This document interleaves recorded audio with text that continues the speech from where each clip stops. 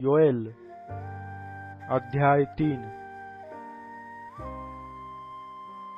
पहा, त्या समयी मी यहूदा व यरूशलेम यांचा बंदिवास फिरवीन।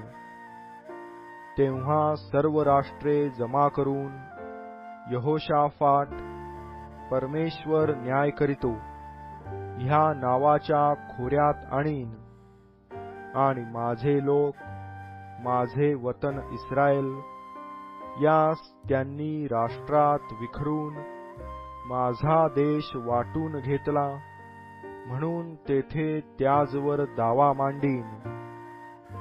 त्यांनी माझे लोक पणास लाविले, त्यांनी मुलगा देऊन वेश्या घेतली, द्राक्षारस प्यावयासाठी त्यांनी मुलगी विकली। सोर, सिदोन व पलेशेथाचे सर्व प्रदेश हो, तुम्ही माझे काय करणार? मी केलेल्याचा बदला देता काय? अथवा मजला काही करिता काय? मी त्वरेने तुमचे कृत्य तुमच्या माथी मारीन, कारण तुम्ही माझे सोने रुपे हरण केले आहे। तुम्ही माझी उत्तम रत्ने आपल्या देवळात नेली आहेत। यहूदा व यरूशलेम यातील लोकास त्यांच्या देशातून काढून दूर न्यावे, म्हणून तुम्ही त्यास ग्रीस येथील लोकास विकले। पहा, जेथे तुम्ही त्यास विकून पाठविले, तेथून त्यांची उठावणी करून त्यास मी आणीन, आणि तुमची कृती तुमच्या माथी मारीन। आणि तुमचे पुत्र व कन्या यास विकून यहूद्यांच्या हाती देईन, आणि ते त्यास दूरच्या राष्ट्रास म्हणजे शबाई लोकास विकतील, असे परमेश्वराने म्हटले आहे।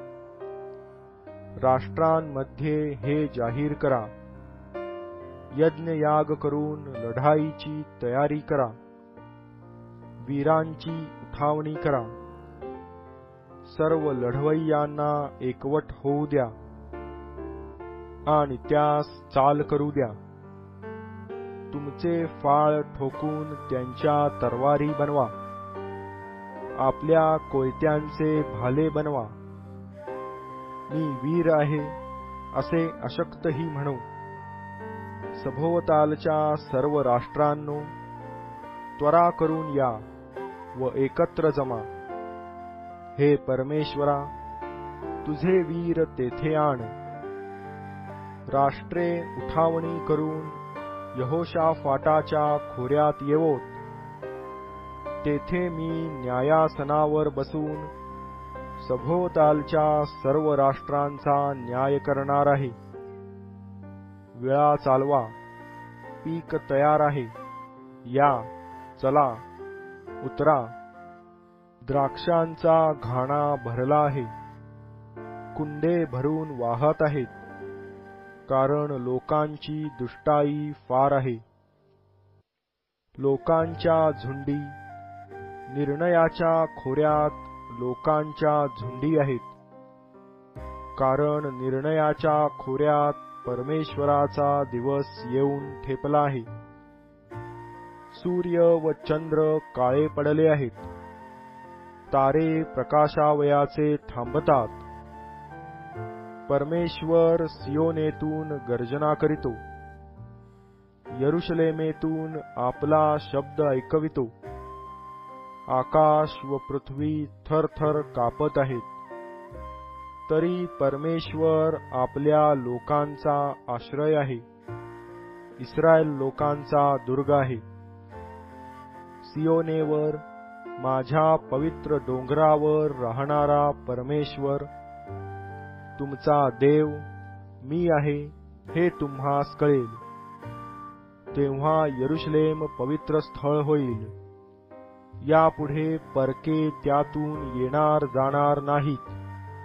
त्या काळी असे होईल की पर्वतावरून नवा द्राक्षारस पाझरेल, टेकड्यावरून दूध वाहील व यहुदाचे सर्व ओहोळ पाण्याने भरून वाहतील.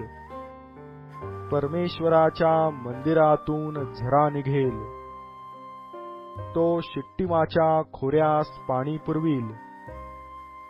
मिसर देश उजाड होईल व अदोम वैराण होईल, कारण त्यांनी आपल्या देशात निर्दोष रक्त पाडून यहुदाच्या वंशजांवर बलात्कार केला. यहुदा तर सर्वकाळ वसेल, यरुशलेम पिढ्यानपिढ्या राहील. त्यांचे पाडलेले रक्त मी निर्दोष ठरवीन, ते पूर्वी निर्दोष ठरविले नव्हते, कारण परमेश्वर सियोनात वस्ती करीतो.